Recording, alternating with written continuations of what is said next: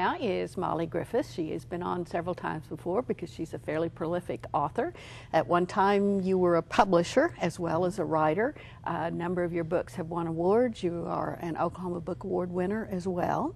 Two times. Two times, yes. I have seen you with both of your awards. Right. I'm a little surprised you didn't wear them today. I started to do that, but I did it last time. Well, you've taken a slightly different tack with this latest book, Once in a Blue Moon. It's about a boy and his grandfather, and the grandfather gets Alzheimer's. And this was based on, as most of my stuff is, on a true story. I met this boy, Joey Carruthers. I have the dedication there to him. He was in Gary. I was doing a school visit. And I don't know how the subject came up, but he told about his grandfather had been a prisoner of war and escaped, you know, and it was a very exciting story, World War II. But he thought the Germans were after him after he got Alzheimer's. And so one day he was going outside to get the mail, and he thought the Germans were coming after him. And so he started to run inside and fell and hit his head and died as a result. And the little boy said, you know, the Germans got him eventually anyway. And it just, some little something like that will trigger a whole story sometime. Now, did you do a lot of research on Alzheimer's? Very muchly so. In fact, at the same time, right before I wrote this, I wrote an adult novel that will come out in the fall, and it's called Marilyn and Me. Marilyn was my really dear friend, and she got early onset Alzheimer's at 55. And so that's what, in Blue Moon, I have that grandfather. He is a judge. I have him get early onset because it's kind of a different, with older people, they tend to call a lot of things Alzheimer's that are really dementia or various kinds of old age problems. But when Marilyn started coming down with it, I joined a support group because her husband was going to keep her at home. She has a wonderful husband, David Todd, and he kept her at home. And I wanted to give him all the support that I could. So it really helps to go and hear what other people are going through, because it's like everything else in life. People are so much alike, the things that they do, you know, and then there is some kind of, I won't use the word perverted, but some kind of weird comfort in knowing that other people are going through something that's just as hard as what you're going through. Now, you livened this book up with old saws. You must have had a lot of fun doing that. Oh, I did. I was raised in Apache. You know, I always talk about this, but people would say, as the crow flies, you know, go home as the crow flies. And one of the favorites was, that dog's so dumb he don't know fetch from sick'em. You know, and they said, you said that of a dumb person, a dumb dog, you know, anything.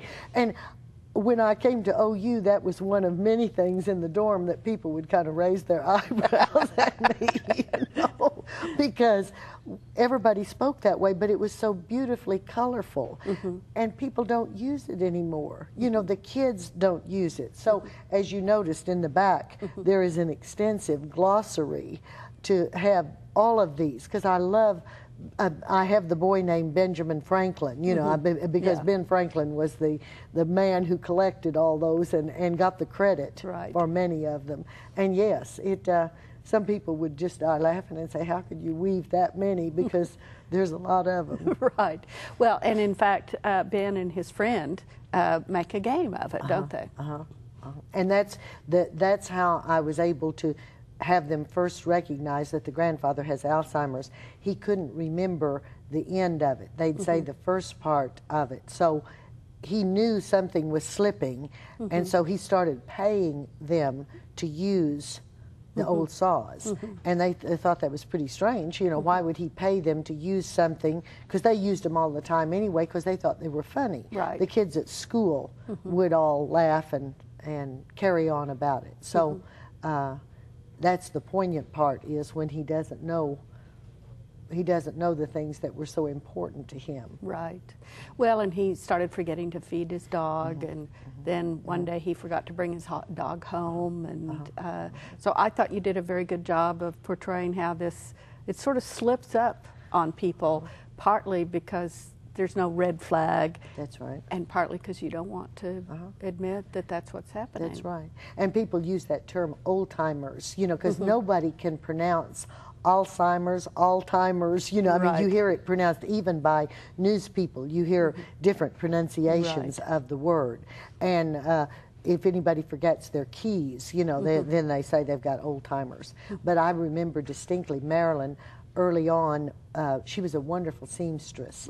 And she began to worry. She said, something's going wrong. I look at a pair of scissors, and I don't know what you do with them. You know, it wasn't that she didn't know they were scissors, but she didn't know what they were for. And that was the same thing with a key. She knew a key was a key, but she didn't know whether it was the house key or the car key. Yeah, so very painful. And Ben, this is all told from his point of view, but he's got a wonderful mother who I think helps him through all of that quite a bit. Right, and the grandfather, as you know, is helping raise him because Ben's own father has been killed in a car wreck when he was a baby. So the grandfathers had a much greater influence, and you notice in the picture they're both redheads. My daughter's a redhead, and we like redheads, don't we? Yes, indeed. So I always have a redhead in every book, one way or another, but having the grandpa and the kid both redhead gives them another common denominator. Now, that brings up the cover of the book, and it was actually done by somebody local. Chris Nick. This book was published by New Forums Press, which is in Stillwater. And so they got Chris Nick, who lives here in Oklahoma City and is a writer and illustrator himself. He apprenticed under Mike Wimmer. You know, you've had Mike on here. And he has a beautiful style. And actually, you brought the original. It was was it an oil painting? An oil painting. And so he painted the original. Did you talk with him and say they've got to be redheads or anything? I just gave him the manuscript to read. A lot of times they won't even let the author and the illustrator talk or the, you know, at all. But he did it for the publishing company. Then when I saw it, I just had to buy it. So I bought it for me because I wanted it hanging in my house. Well, I think it works out beautifully, and it is a wonderful picture because I think it conveys the relationship the two had. And that's his dog. The dog there is Chris's dog. Yeah. So and this carries on right through until his grandfather passes. It had to end that way because it's really targeted for 4th through 8th grade. But and those kids understand life and death, you know, and you couldn't have it that he got well. Hopefully someday there will be something, and there's research now, and I have an extensive glossary, and I have stuff in there that I hope you don't, as I always say, you don't write a children's book to teach a lesson, but you always learn something. Anytime you're reading, you learn something.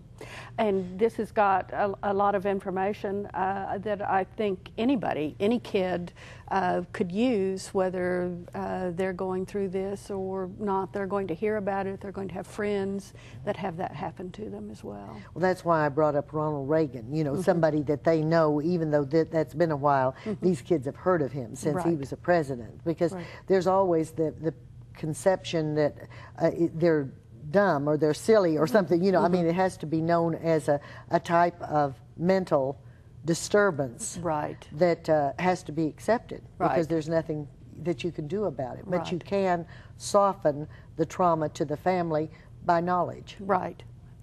And by knowing that there are places that you can go for help because it eventually gets, I think, to the point where you really do need to institutionalize these people. And people always say, I'm never going to do that. And then when they have to, you know, they have to justify that. So this gives a lot of, not the excuses, but the reasons of what it does to a family.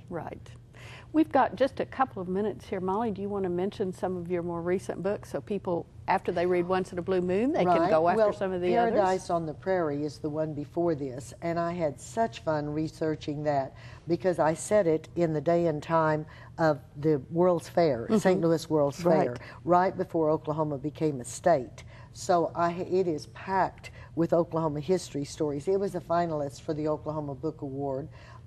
Rachel and Feaster won the, no, Rachel and Simon won the Oklahoma Book Award, and several of them were finalists in Tennessee for the Volunteer Award. So I'm hoping that Blue Moon has been entered for the Volunteer Award in Tennessee, so I'm hoping that will and it will be entered for the Oklahoma Book Award yes, as well. Of course. Yes. And I hope you'll come back when your adult novel is out. Okay, good. Thanks very much, Molly. Thank you for asking me. Molly Griffis has been here talking about Once in a Blue Moon. You can find it at your library and your favorite bookstore.